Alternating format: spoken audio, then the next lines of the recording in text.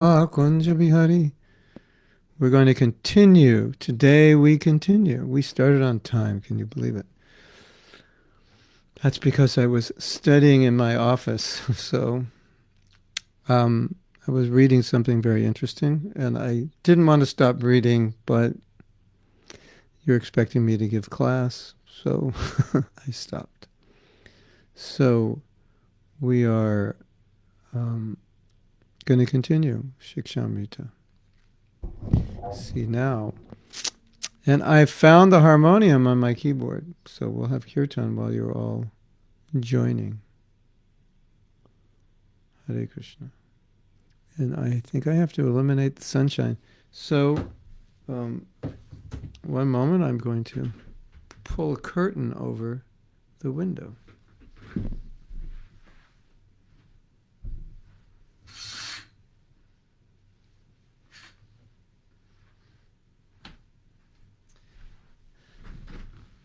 And we can play my Vedic keyboard because it has harmonium.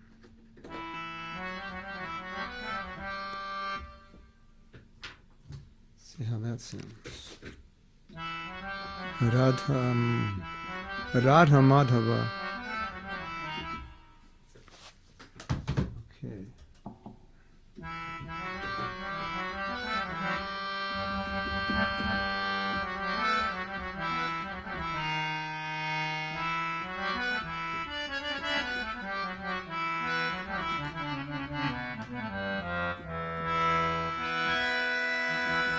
Radha Madhava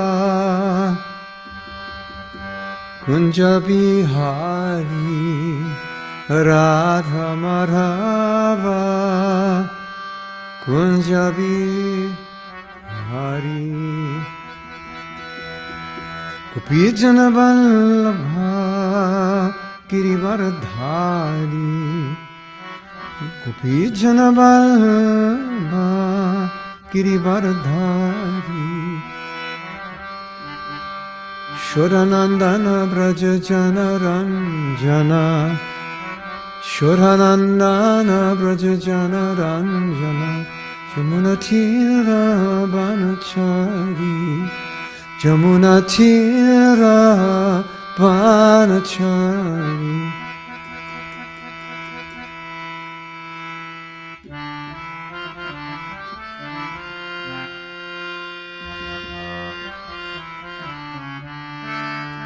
Radha Madhava Kunja Bihari Radha Madhava Kunja Bihari Gopijana Vallabha Girivardhari Gopijana Vallabha Girivardhari Suranandana Brajajana Ranjana Suranandana Brajajana Ranjana Suranandana Brajajana Ranjana Suranandana Brajajana Ranjana Jamunatira Banachari Jamunatira Banachari Hari Jaya Radha Madhava Kunja Bihari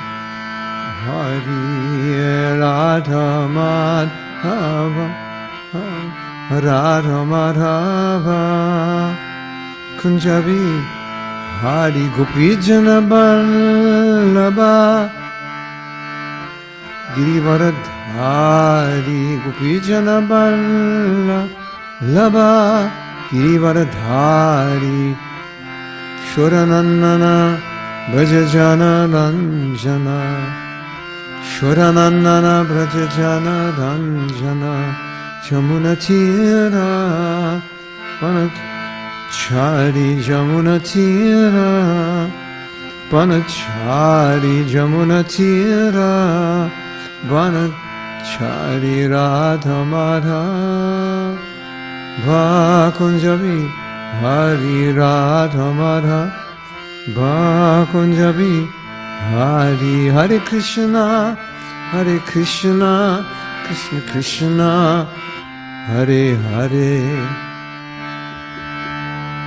Hare Rama, Hare Rama, Rama Rama, Hare Hare, Hare Krishna. Oh, add some effects here. Hare Krishna, Krishna Krishna, Hare Hare, Hare Rama, Rama Rama, Hare Hare. Too fast. I guess.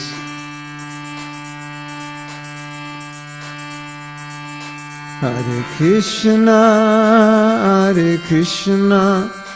Krishna Krishna, Hare Hare.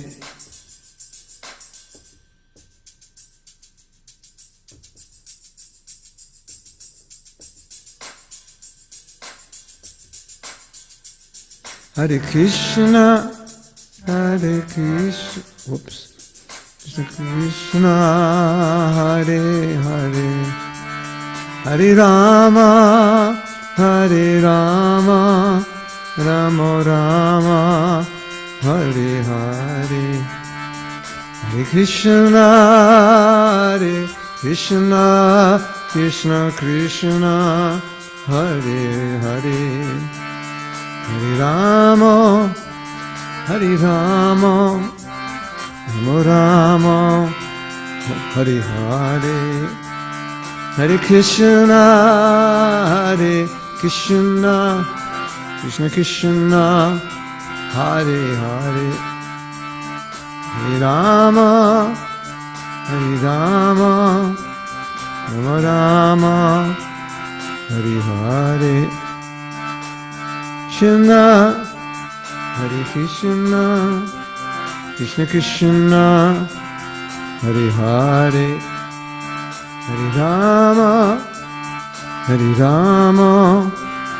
Rama Rama, Hare Hare, Hare Radha Madhava, Kunja Bihari, Radha Madhava, Kunja Bihari, Radha Madhava, Kunja Bihari.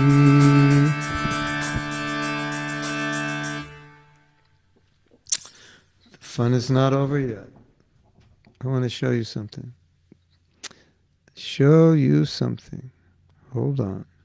Don't go anywhere.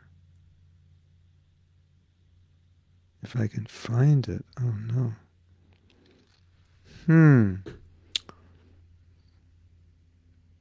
Another problem. I can't find it. No. It's somewhere. On my keyboard somewhere, I actually have a mridanga. And we could play. But I'll have to check it out. I don't see it here.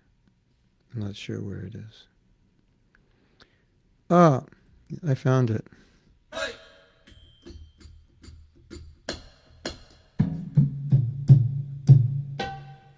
That's a tabla.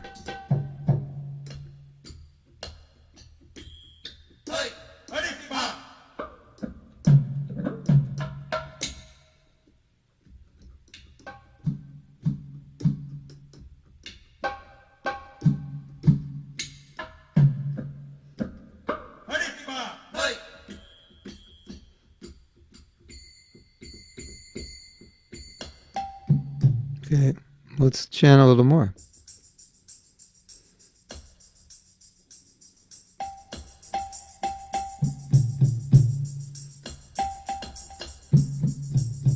Radha Madhava Kunja Bihari Gopi Jana Vallabha Girivaradari Gopi Jana Vallabha Girivaradari Godhanandana Vrajajana Ranjana Natira Panachari. Mridanga's easier. But anyway, that was fun. Om Gyanatimirandasya Gyanansana Shalakaya Chakshurun Militam Jena Tasmai Shri Gurave Namaha. So we left off reading about Yogamaya. We left off in the 5th canto of the Bhagavatam. So we're going to continue reading there. Hare Krishna to all of you. Welcome. It's Monday morning. We're starting our regular classes again. We had other classes this weekend. We had a very interesting class. We had this interesting class, and if you have a chance to watch it, it was done yesterday. We'll have to get the copy of it. It was done yesterday. Yesterday morning, actually. And the class was on the topic of, Prabhupada said, be conscious, then be Krishna conscious. And in preparing for the class, as I was searching on my computer, I found that I actually had a document in which I had gone through this search on the database of be conscious. And what did Prabhupada say about be conscious? And it was very interesting. And basically what Prabhupada was saying was, it was kind of like all the things that or many of the things that you become aware of before you're a devotee that brings you to Krishna consciousness. You start looking around and seeing what's going on in the world. Things aren't so perfect. You start thinking about death. You look at political situation, or the situation of just any situation in which people are not being well treated or cheated, harmed, war, everything. You look at it, you see it for what it is, you don't deny it. So Prabhupada was talking about various things that are going on in the world that a lot of people just don't want to think about or don't notice or don't want to notice. So he was saying we have to be conscious of blank. And he was just basically describing not really Krishna conscious philosophy, although you could say he was describing Krishna conscious philosophy, but he was describing common sense reality as a foundation for understanding or the practice of Krishna consciousness, because he said first be conscious, then be Krishna conscious. So conscious means like wake up. You have to be conscious, like you're in this world, you're getting old, etc. Be conscious. Then you can be Krishna conscious. So it was very interesting because most of what Prabhupada was saying, you could read it as Krishna conscious philosophy, but really it was common sense. Common sense by opening your eyes and looking, you can see what's going on. So that was interesting. And then I explained that I was in a lecture and Prabhupada said, you could get your entire education by studying nature if you know how to study nature. Because you can become conscious by studying nature if you actually allow yourself to see what's going on and think about it, which is what so many people do who become devotees or who take to some spiritual path. They're actually seeing. And in Buddhism, you have this concept called mindfulness. So when Prabhupada said, be conscious, it's a kind of mindfulness because he was saying, see, do you see what's going on? Well, you should notice. Because if you don't notice, how will you be Krishna conscious? Notice what's happening. Notice. Notice what you're seeing. Notice what you're hearing. Notice what's happening. And all the things that we sometimes forget to notice, that's what Prabhupada's saying, be conscious. Be conscious of this fact. This doesn't work. This won't make you happy. This is not working right. This is the way the world goes. This is how the world, like what would example today be conscious? Well, we look at the pandemic, and there's so many lectures in which Prabhupada said karmic reaction. Epidemics are karmic reaction to meat eating. Other things are karmic reactions to meat eating, but that's one of them. So being conscious would be, look at it, okay, the karma hit the fan, so to speak, and now we're getting a reaction. And it's a troubling reaction and concerning reaction, but nevertheless a reaction. So be conscious. Be conscious that your sinful activities are producing results such as this. That would be an example. Be conscious. So it was very interesting. If you have the Veda base, maybe another day. We didn't have a chance to read them all. Maybe once we finish our study of Yoga Maya, maybe we can go through this document. I think you'd find it really interesting because one of the things you realize by reading it is that if you're going to be a devotee, you cannot be unconscious. You can't avoid the reality of anything that's real in your life or real in the world. And I think sometimes we avoid the reality, we somehow try to run away from it. So that would be like saying you're unconscious, because Prabhupada's saying being conscious. You're unconscious. You want to be unconscious of something that you really need to be conscious of, that's really going on in your life. And so sometimes we handle problems by being unconscious. You know, put your head in the sand. Oh, problem's gone. I don't see it. You know, other people do that. You know, they don't have sand, they have beer. Beer also works. Sand works, but if you put your head in the sand, you might die. So beer generally doesn't kill you. So they use beer. You know, after, I don't know, I never drank beer. I thought it was kind of not so tasty, and the way people acted after they drank wasn't attractive to me. But I imagine after a certain number of beers, your problems just go away. They don't exist anymore.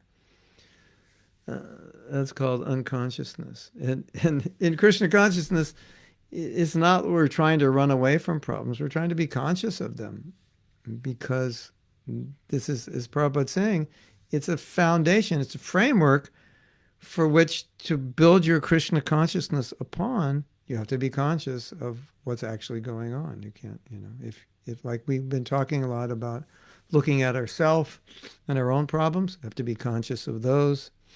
I'm a conditioned soul. I'm not in control of everything. That's part of being conscious. Someone else in control. That's part of being conscious. But Prabhupada's, you know, when he's talking about this, it's kind of like he's saying, this is obvious, but not everyone is conscious of it, because either they don't see it or they don't want to see it. So it's an interesting topic. So that's what we talked about. And we also had a class on, what was the topic of the class?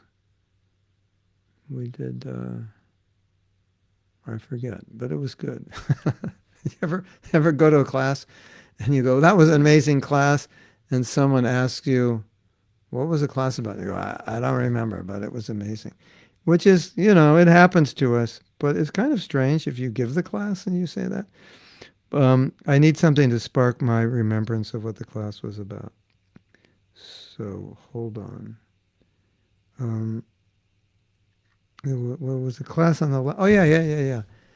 There was a class on the last mantra of the Isopanishad, and it was a long purport, and we picked up on.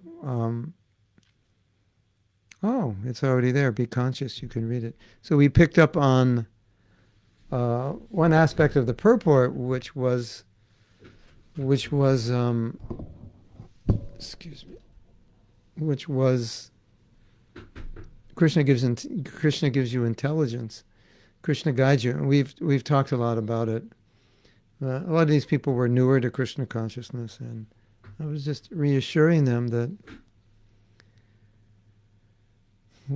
whatever they want and whatever their position is in spiritual life will be given to them, whether it's good or bad. It'll be given. It'll be guided. Will be guided. And the other aspect, which we haven't talked about in these classes, was how I don't think we have. It's how Krishna arranges external situations. It's not only Super Soul guiding you from within, but he arranges external situations so that you're helped in your spiritual life. And that could be a whole variety of things, meeting the right people, or having experiences that give you aha moments or realizations, getting a book, and so forth. Okay. That's what we did this weekend. And then we did a japa class for kids, and we had so much fun. We ended up talking about how to create. These kids are like 10 years old and they're writing code, or 12 years old. And I said, write a code so I can give you prasadam through my camera. And then it shows up and they're like, okay, we're going to do it. So half the class was about how to write code to get prasadam through the camera or some device so it manifests on your side. Because that's the downside of Zoom, prasadam distribution. I don't know. I could mail you sweet balls on Monday, and maybe by Friday you'd get them, so we'd have prasadam distribution. But anyway, we had fun. Okay. So, and I worked yesterday on my Brahma Samhita a little more. We recorded all the vocals and backup vocals, and then I found that something I recorded disappeared. I have special Shakti. It's like I can lose things in my recordings. I got most of it back. I had to re-sing one verse that disappeared, and I have to play a little guitar part that disappeared. It just, and when those things happen, I think, okay, Krishna, you want me to do it better because it wasn't very good. I was just reading this morning of something really interesting that I've been thinking about. We talk a lot about tolerance. And there's this quote from Prabhupada. He said, you should bear, what did he say? Like bear inconvenience or bear difficulty or bear. And if you can't bear it, tolerate it. And this is something that I'm going to be giving some classes on resilience. But my meditation is always on the principle of not fighting back when you have a problem, but being in a consciousness so you don't have a problem. So that's exactly what Prabhupada's saying. He's saying, okay, he uses the word bear and he uses the word tolerance. Those of you who are not first English speakers, first language, although some of you know English better than I do, because you actually paid attention when you studied English, and I didn't, because I didn't like school. But Prabhupada's making a distinction between bearing something and tolerating. And you might say, well, maybe it's a synonym, bearing and tolerating. But the way Prabhupada's using it is he's saying, number one, don't become disturbed by it. Number two, you are disturbed, but you tolerate. And this course on resilience that I'm developing, it's going to be on that level. I think that's always the best level, to evolve to a state of living, a state of consciousness where rather than having to tolerate, you have generated a consciousness where you don't have to tolerate, because now you see things in a way that are not disturbing. Isn't that better? It's like when you become angry. Well, when you become angry, just count to 10. 1, 2, 3.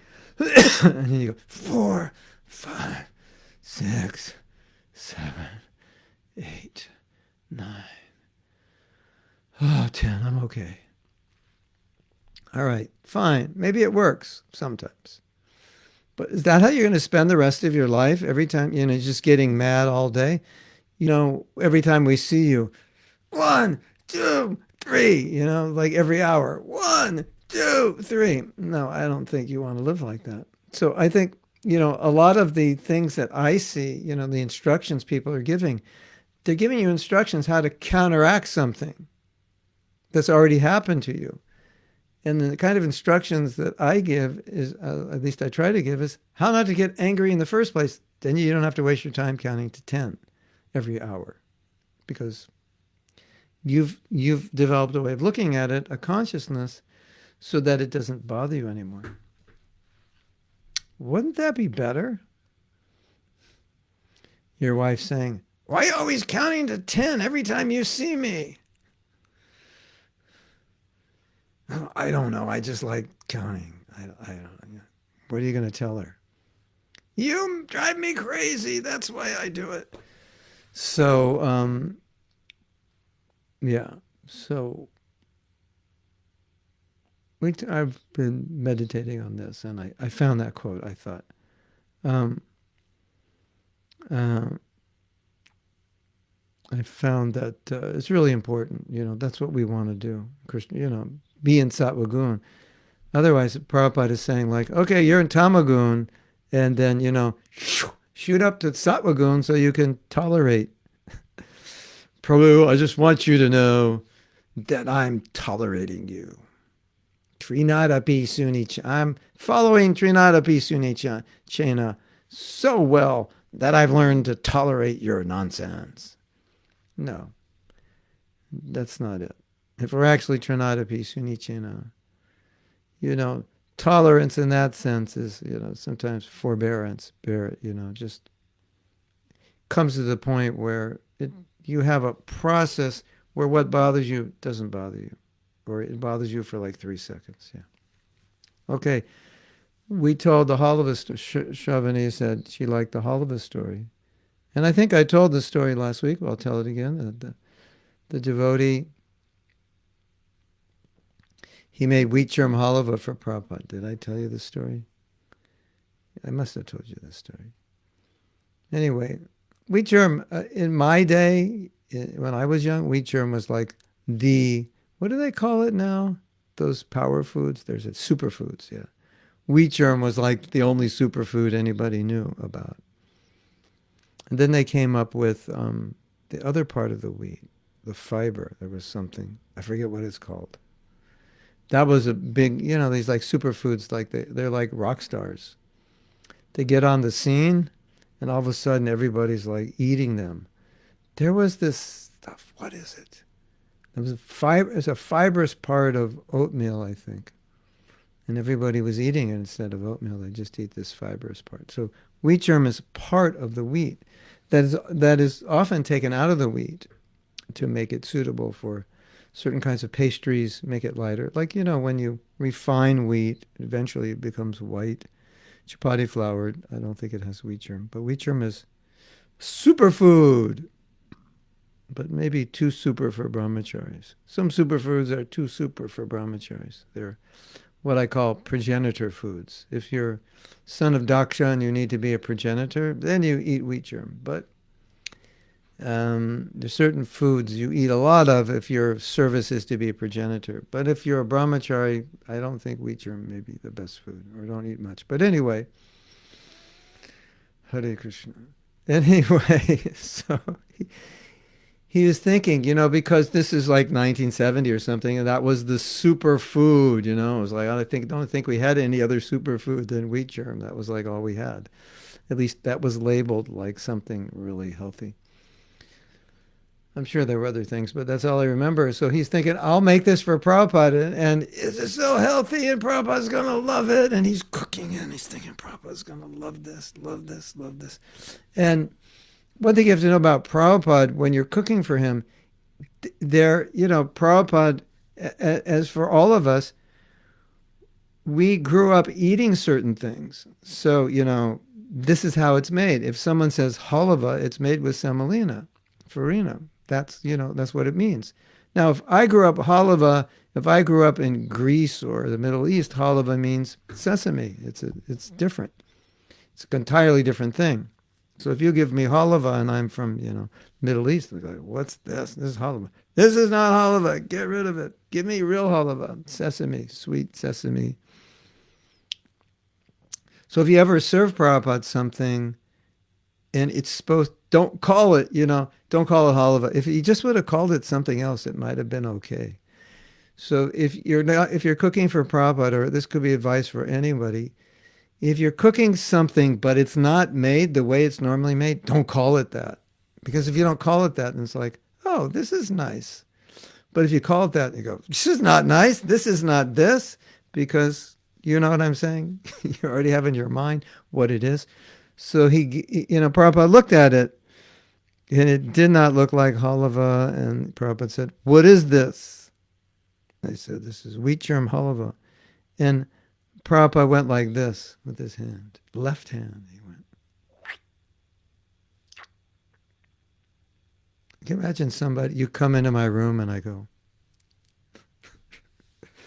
"That doesn't feel good." But you bring me prasadam, and I go, "What is this?" And you go, "It's this, that." And I go, "I'll eat nothing today. I'll eat air, and just give me some water. Air and water is better than whatever you cooked." So just by, Prabhupada didn't taste it just by looking at it. This was not halava. Halava means, Prabhupada used to say, water means cold. Halava means farina, like that. So this devotee, when he heard that, he was so intent on pleasing Prabhupada, he started crying, crying, crying, crying, crying, crying, crying, crying. And he went to a picture of Srila Bhaktisiddhanta and he said, "I was just trying to please your son. And now I'm devastated. He didn't take it. He didn't want it." Bell rings. Ding, ding, ding, ding, ding, ding, ding. Prabhupada. "Bring me that halava." Bring in the halava. Prabhupada eats. "Bring me more." Eats the whole pot of halava. The devotee is satisfied. Hare Krishna. I was reading this. I was reading something that Radhanath Swami wrote. And it was beautiful. And it was the same mood as this. And he was writing how sometimes the devotee may not be perfect or do things perfectly. But the duty of the spiritual master, even if he has to correct them, is not to be displeased. Because if the spiritual master is displeased, then it's not good for the devotee. So, Prabhupada, he's pleased he ate all the halava, and this devotee's happy, and then it's good for the devotee, And then Krishna Karshini, she's going to ask the question, but what if the spiritual master's displeased and you really didn't do anything wrong? Or what if the spiritual master's displeased just because he's displeased? I have a godbrother who's like, I call him like a old Jewish complainer. And so sometimes his disciples do something and it's not perfect, and he starts, "Why are you doing that? Don't you have a brain? And I'm looking at him thinking, no, don't treat them like that. Like, you can't allow yourself to get upset. You're the guru now. It's not good. So that's a question for another class. And now, Krishna Karshini, if you're here, you don't have to ask it because I know you would have already asked it. But we'll save that question for another class, and we will discuss it. Interesting question. Don't you find that question interesting? Like, what if my spiritual master's displeased? Does that affect my spiritual advancement? But what if it was just like a personal thing, and what I did wasn't really wrong? Then what happens? They have like hell, they have like different software like Light, and that's the free version. Is there like Hell Light? Do I just go to Hell Light? No, you don't. Well, I'll give you a little, so you don't have nightmares tonight. No, you don't. You'll be okay. You'll get through it. As long as your spiritual master is not a resident of Vrindavan who descended on this planet and you offended him, yeah, that's a bigger problem. But for those who are, like ourselves, serving the Mahabhagavad, and we get a little upset, no, there's no special hell for you. No special elephant to destroy your creeper. But sometimes it happens. It's nature. We do things. We upset one another inadvertently. Unknowingly sometimes. Something happens. We didn't even know, but it's our responsibility. Our guru becomes upset. So that's for another class, okay? Now, you want to hear another funny story? Prabhupada was on a morning walk, and they were talking this and that, and they were making bringing him oranges or making him orange juice. And Prabhupada said, "Who's making that orange juice?" Like, whoa, you know. And the devotee who's the devotee? I am Srila Prabhupada. Or I don't know if Prabhupada said it that way. Sometimes it could be, "Who's making the orange juice?" So you think, it's me. Mm-hmm. And you go up, and then Prabhupada says, "Those oranges are horrible." I'm like, oh. And Prabhupada was saying they pick the oranges in the summer and then they freeze them so that you have them in the winter. Prabhupada did not like things.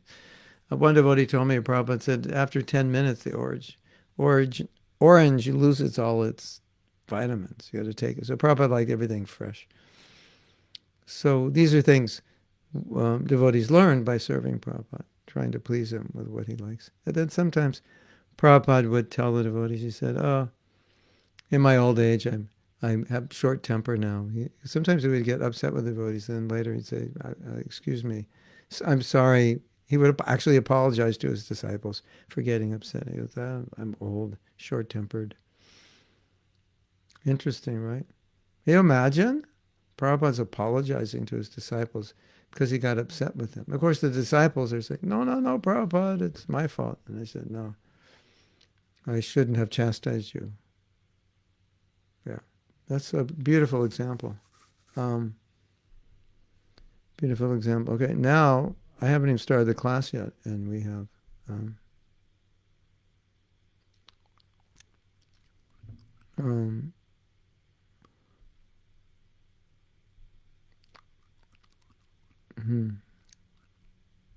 yeah, these kids are very advanced. Okay, let's see, what else do you say? Simply wonderful, sweet. Yeah. Maybe there are more than one story. They have, there's a couple stories on Simply Wonderful. They made a sweet. The Simply Wonderful, it was, I don't know if it still is. You take powdered milk, you take butter and powdered sugar. All the things that Krishna loves.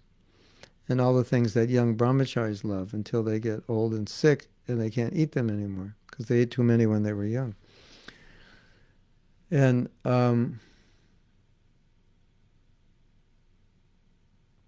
they made it for Prabhupada. I don't know if it was Prabhupada's recipe or someone made it and just came up with it. Actually, I don't know. It seems like kind of like a Vedic sweet, but I don't think you find in India.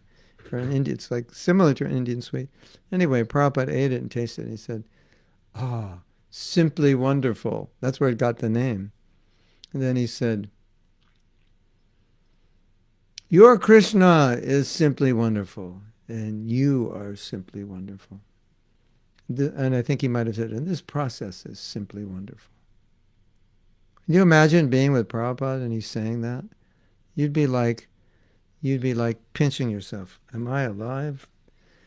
You'd be like in heaven, isn't it? You imagine sitting there with Prabhupada? Simply wonderful. And you are simply wonderful.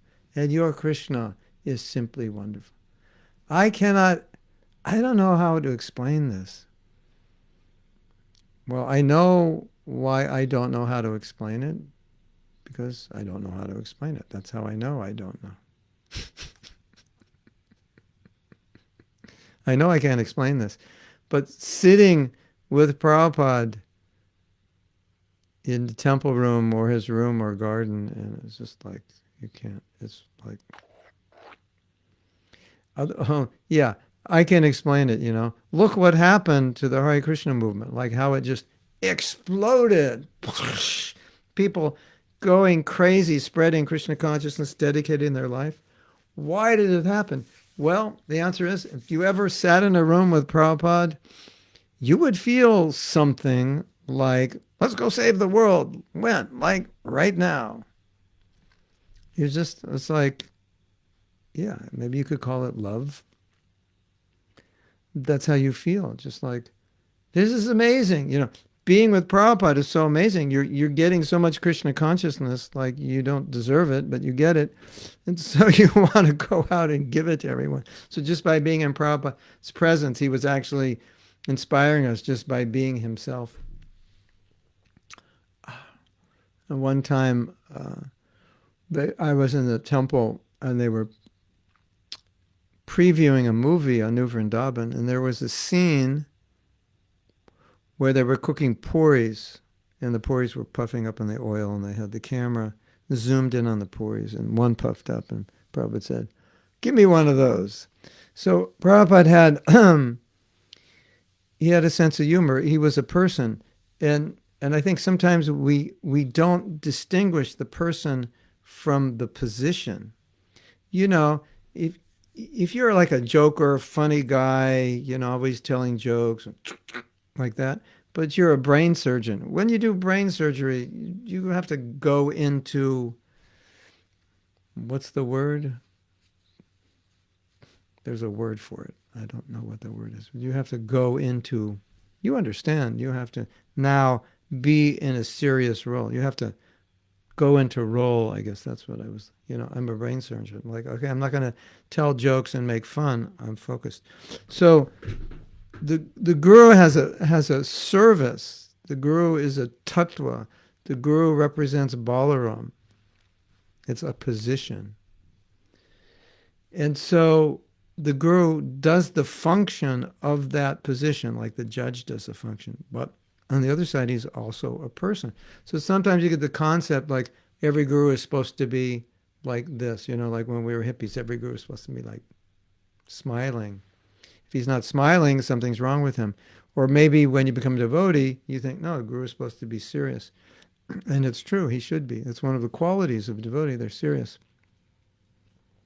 But as a person, everyone has individual qualities. And so Prabhupada was not reluctant in more intimate situations just to be himself.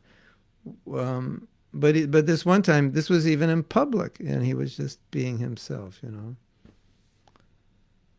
So he was, definitely had a sense of humor, and yeah. Okay.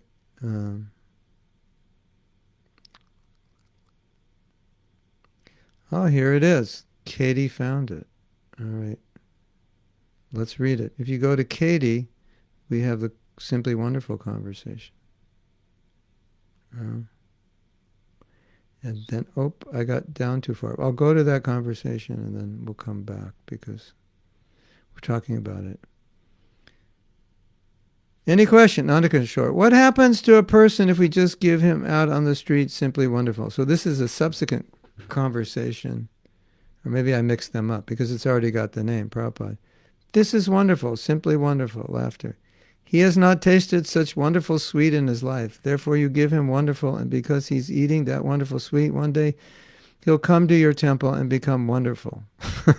Devotees, Jai!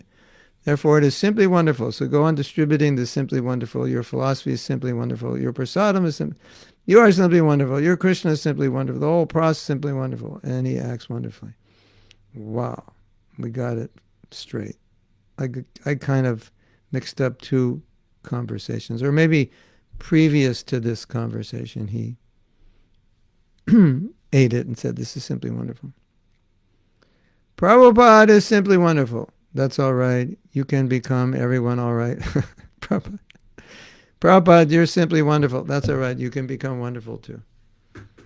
Don't, Prabhupada never wanted us to think that he was special. But he always wanted us to think that we could become like him. Okay, so let's go back. There's more to be said.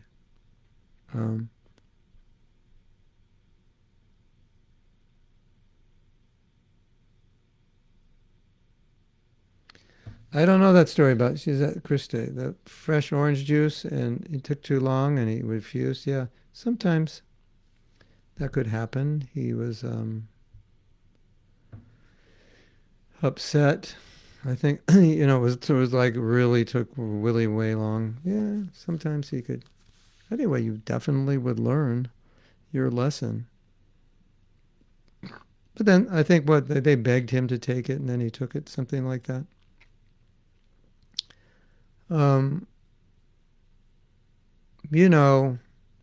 Prabhupada's running the International Society for Krishna Consciousness, so you want to keep things on schedule. And, when he wants something, you want to do it quickly, for sure.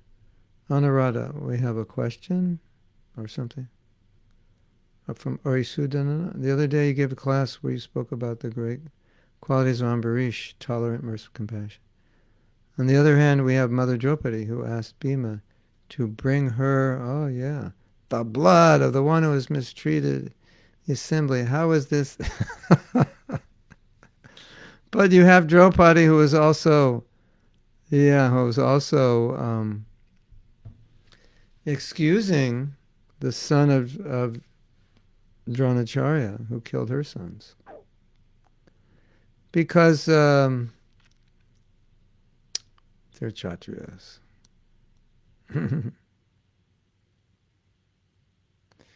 No, Bhima also felt. He's asking it was because Draupadi became upset in this situation, emotional. No, Bhima was the same. Bhima wanted to kill anyone who offended the Pandavas. So no, that's more of the Kshatriya spirit. When you're talking about Kshatriyas, and you talk about killing, that's not in their vocabulary, or that's the wrong word for a vocabulary. That's their job. So sometimes when you speak about killing, it's also mercy killing or justice killing, or they deserve to be killed according to Shastra. And it and it could be other reasons, but we have the example of Draupadi being forgiving, even though her sons were murdered, and she forgave the murderer because he was the son of their teacher. Wow.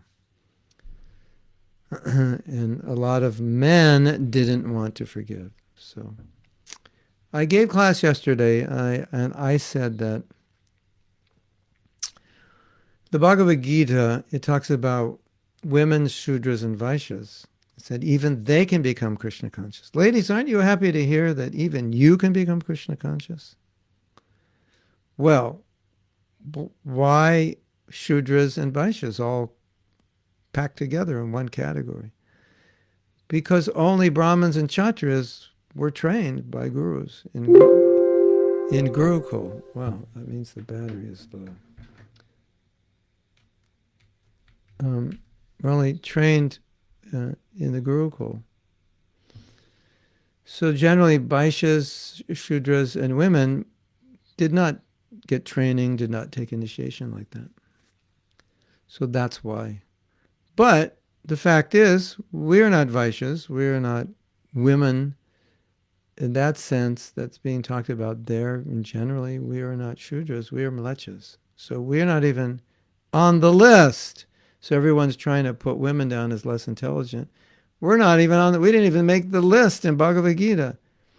Striyo Vaishyas, at least the women made the list. But then that means women who are not Mlechas. So we're Mlechas. We're not on that list. And then Mahaprabhu comes and says, hey, all you Mlechas, Yavanas, no problem. Here's the holy name. So Prabhupada does quote that verse to say that anyone can be Krishna conscious. But accurately speaking, it's anyone within Vedic culture. We're not even in Vedic culture. So the whole idea of being women being less intelligent, it needs some. It's not just so. It's not a blanket black and white statement.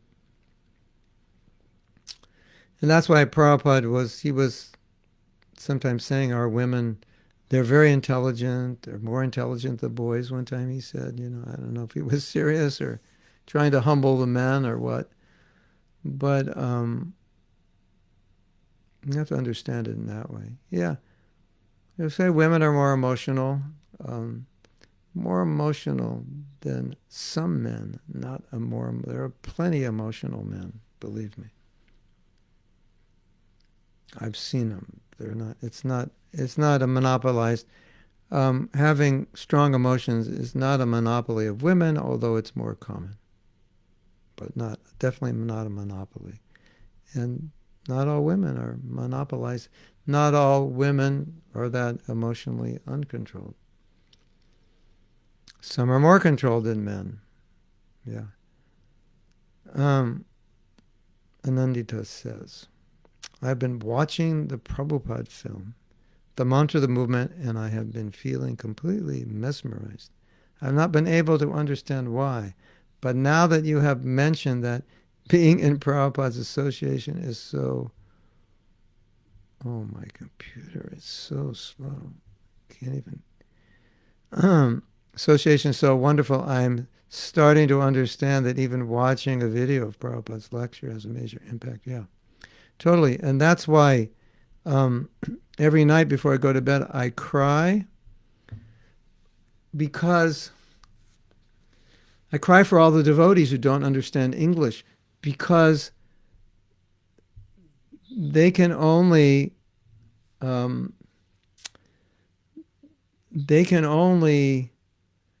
read the transcriptions. They can't hear Prabhupada speaking. Of course, they could listen to him speaking English. They won't understand. They may feel something. But, if you read a transcription of Prabhupada giving a lecture or a transcription of a morning walk, it's not the same at all as hearing him. Because when you hear him, it's like, it's another dimension. It adds another dimension. So what you say, Anandita, is entirely correct. You can get some of that experience that we had in Prabhupada's presence. It was not ordinary experience. It's not ordinary person by any means. And the effect, like people say, people often ask me what it was like to be with Prabhupada, and I say, why didn't you ask me what it felt like to be with Prabhupada? That's the question. When you meet a Prabhupada disciple, ask them that question. You can ask them any question you want, but also ask them that question. What was the experience of being with Prabhupada? I think that's something that we need to hear, because that experience was not like the experience of anyone else. Not only what you were feeling, but what was the effect? What were you feeling? These are the questions to ask Prabhupada disciples. What were you feeling in Prabhupada's presence? And what was the effect? What effect did it have on you when you were in Prabhupada's presence and then you left that presence? How did it affect you practically in terms of not just how you felt, but what you did? And then you understand that his presence was so powerful, it could get people to sacrifice everything. Just by his presence, just by seeing him, just by hearing him. And a lot of times the experience of hearing was a synergistic, holistic experience. It's not just what he said, but being in his presence, how he said it, everything. And that's why if you understand English,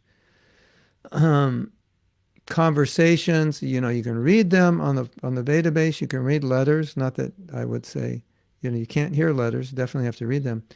But especially conversations, morning walks, lectures, sometimes try to find them and listen to them, because it's a different experience.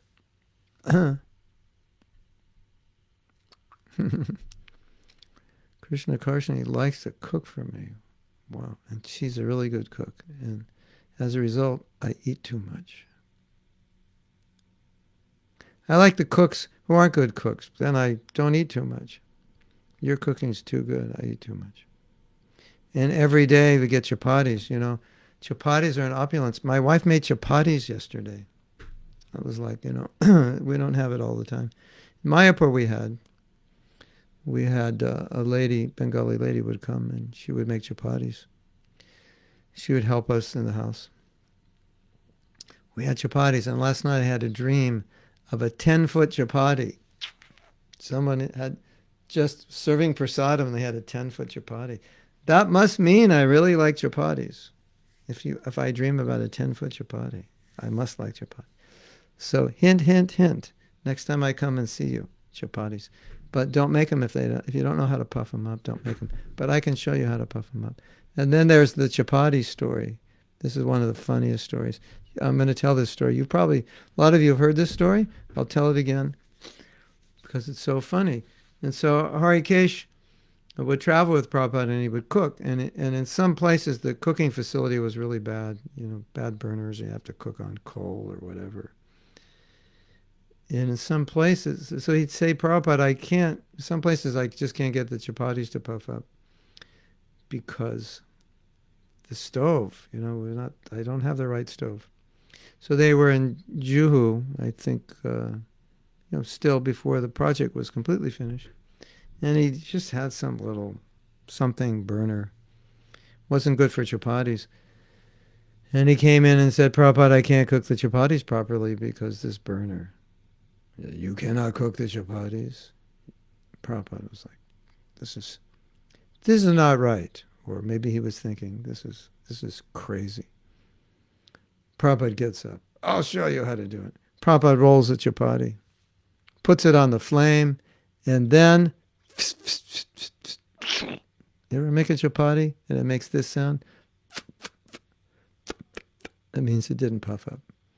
And Harikesh is thinking, see, this doesn't work. My point has been proven that I can't, I'm innocent. I can't make chapatis. It was a little worse than that. He was a little, I don't know. It was like a little boy saying, you couldn't puff it up either, huh? I'm innocent, Because he had that relation with Prabhupada. Prabhupada rolls out another chapati. That doesn't actually make that sound, but something like, if you make a good chapati, it puffs up, it'll go puff. It'll go puff. Puffs up. Prabhupada takes the chapati, throws it in his face, hits him in the nose, throws his chadar over his shoulder, and walks out. So Prabhupada had that kind of relationship with some of his devotees. That story is one of my favorite stories. I never read the whole devotee started crying with the orange juice. I never read the orange juice story. Yeah. Oh, yeah, so the orange juice story, the devotee cried, and then Prabhupada said, bring the orange juice, and he apologized for losing his temper. Yeah, it's amazing, it shows you how was, Prabhupada, it was really, Prabhupada, it's hard to be served. It's actually much easier to serve yourself because you know what you want, and you just get what you want when you want it. You know how that you want this done, you want that done, and other people come and they do it, and it's like, where'd you put my this? Oh, I put it over there. Why'd you put it over there? Why? I thought that was a good place. Oh, I always put it here. And then they wash your clothes, and you get your dhoti back, and it looks like it was like run over by a truck. If there was like every square inch of it is wrinkled.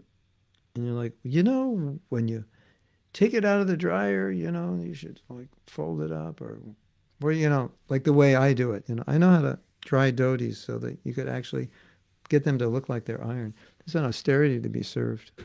And you want something, and they're like, where is it? Why are they taking so long? It's only a 5-minute job, and they come back 45 minutes later. Oh, Guru Maharaj, someone had a problem, and so I had to go to the store with them and help them. Like, I could have made, why didn't you tell me I could have made it? So anyway, it's an austerity.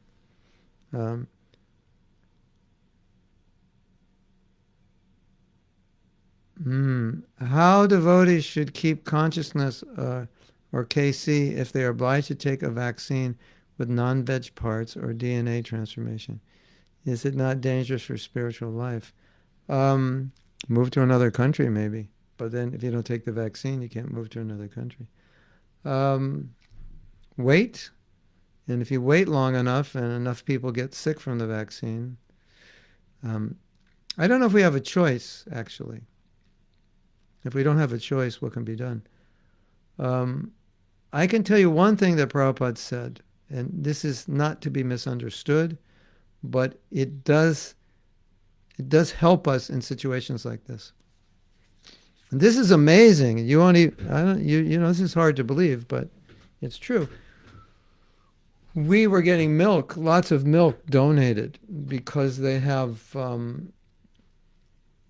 do they call those dates? Expiration dates for milk. So if milk is not sold by a certain date, the government certifies it as unhealthy. It's not unhealthy, but it could get to the point of being unhealthy. So they move the date up just to make sure milk won't go bad. And then that milk is allowed to be given to animals, I think pigs or something. And somehow or other we got that milk. I don't know how we got it. It was not supposed to be taken. That's why my hair fell out, actually. That's the problem. I was taking that milk. It was meant for pigs, not humans. No. So we got that milk, tons of it donated to the Los Angeles Temple. But in those days, I don't know why the federal government in America thought we need to put vitamin D in milk. And everybody, my doctor told me, everyone he's rarely met anyone who's not deficient in vitamin D. So I guess the government, the health department, put vitamin D in the form of cod liver oil. Cod is a fish. The oil from that fish is put in the milk. But anyway, if you're not taking vitamin D, you should, because you're probably deficient. And that's probably why you're not Krishna conscious. It's the vitamin D. If you just take vitamin D, all your problems will go away immediately. So get some vitamin D today. But seriously, it's really not. We're also probably deficient in vitamin B12, vegetarians, unless you're taking milk. Some of you are vegans. Vegans are probably all deficient in B12. So you may want to take a B12 supplement and vitamin D. But that's another topic. So vitamin D was being put in the milk, and they told Prabhupada. And Prabhupada said something which is interesting. He said, in Kali Yuga, everything is contaminated. So even the so-called not contaminated is contaminated. And there's contaminants in the earth and the soil and the fertilizer that grows the vegetables that may, a lot of fertilizer is animal excrement. Did you know that? Like chicken excrement. Of course, we know cow dung, but chicken excrement is also fertilizer. And so the vegetables you're eating may have been grown in the excrement of a chicken. Not so pure, is it? And who knows what toxins are in the earth. Sometimes, people do farming, they use pesticides. The pesticides go into the earth, it goes into the water table. And then some other farmer is watering his plants with all the chemicals that fell into the water table from the pesticides. And he's farming organically. So I remember hearing a conversation with a man who was doing organic gardening, and the discussion came about the purity of it. And he said, no, it's not entirely pure.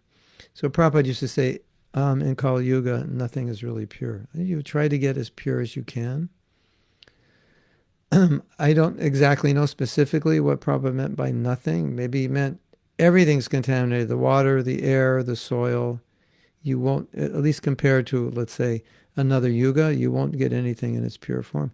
So he was okay with that. He's like, I think I got the impression that, animal products show up in unlikely places. Like he was saying, there's animal products in so many things that we're taking we can't avoid. I think on apples, isn't that red, that bright red that they dye the apple in, isn't that coming from beetles? Crushed beetles or something? Oh no. Or the wax on the apple is from a crushed beetle. Did you know that? I think you all just fainted. Yeah, something like that. So, the more you investigate, the more you find the contaminants are everywhere. In soap and toothpaste. Sorrel sulfate. That's not how you pronounce it. Anyway, there's an ingredient in soaps and toothpaste that's an actual engine degreaser. It's good for grease. It was developed, as far as I understand, as a degreaser for mechanical things. And they put it in all kinds of soap. It's really bad. Sodium lauryl sulfate.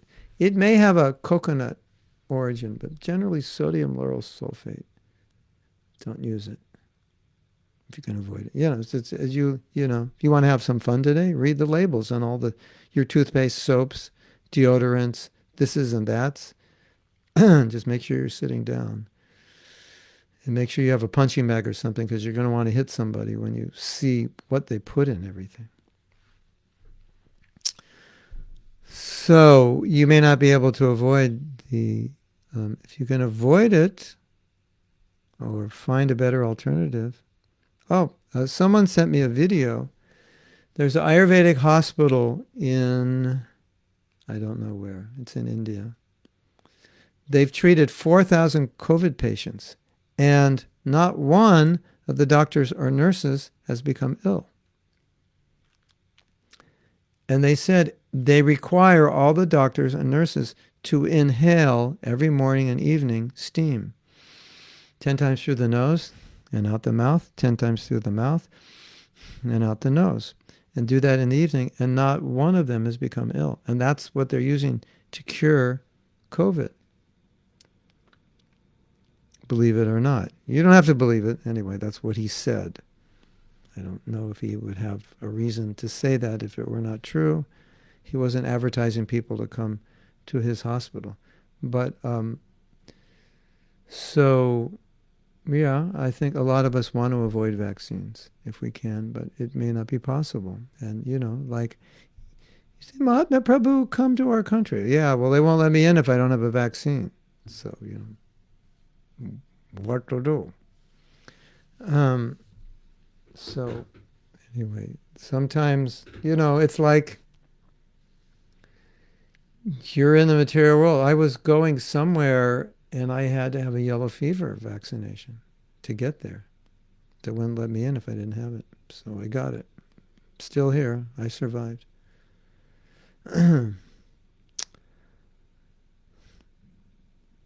Sadhyarupa says, I was reading one day that when Kalki incarnation will come, he'll kill all the Malechas. And I was thinking, I better try to become Shudra at least. No, you better try to go back to Godhead before he comes. But yeah. No, I think what the Shastra meant, kill all the Malechas, is that's all that's going to be left. There won't even be. I don't think at that point you could even elevate yourself to the Shudra level. Because it said Kalki will kill everyone. And so it's because everyone is now they're following. What does it mean? Lecha? It means you don't follow any principles from the Vedas. You have no connection with the Vedas. And Yavana, meat eater. Sometimes we say mlecha, meat eater, but one of those words, mlecha or Yavana, one of them means outside Vedic culture, one of them means meat eaters. Same difference. Katie says, Kadamakana Swami said, Bhakti Swami in the final days of Srila Prabhupada was amongst the entourage of Prabhupada. He used to render personal service. So Prabhupada rang the bell and Bhakti Maharaj asked, Prabhupada asked, we'll get another version of the orange juice.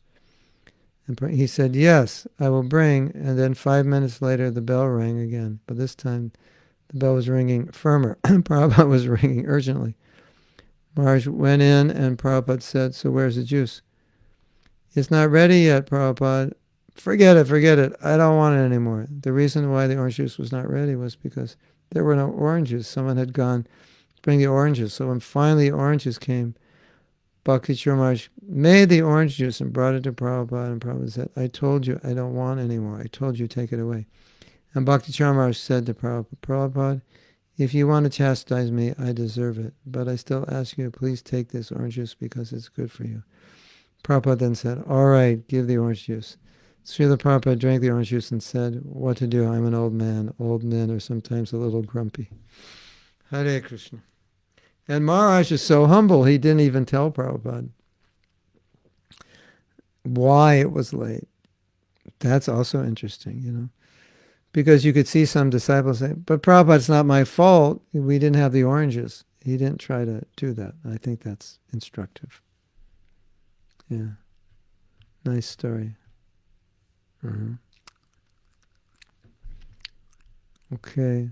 funny story about prasadam. One day Srila Prabhupada was eating prasadam and the attendant brought puris which were as black as ignorance. Prabhupada asked his personal attendant, "Who is cooking?" Srila Prabhupada then went to the kitchen and saw a brahmachari cooking puris. He asked, "What happened to the puris?" The brahmachari answered, "The atta is not good, Prabhupada." Prabhupada took one ball of atta dough and made it in a circle, slapped it into the hot oil, and the puri beautifully came up swollen. The brahmachari watched this with his mouth open, and again Srila Prabhupada slapped one more puri, this time through the side of the kadai, and it fell right to the bottom and came up swollen, golden brown. And the brahmachari asked Srila Prabhupada, "How can you do this?" Prabhupada said, "I know how to make perfect puri out of bad atta, and I also know how to make perfect devotees. You are all bad atta." Hare Krishna. Hare Krishna. Now, just in, hot breaking news from Radhapriya. Fertilizer, they use animal bones. All right. I have an idea to this vaccine problem. I think I gave that idea last Friday. I have an idea. There's all this animal bones and the fertilizer and the vaccine problem. I have an idea which can solve it. Go back to Godhead. There are no vaccines in the spiritual world. That will solve the problem.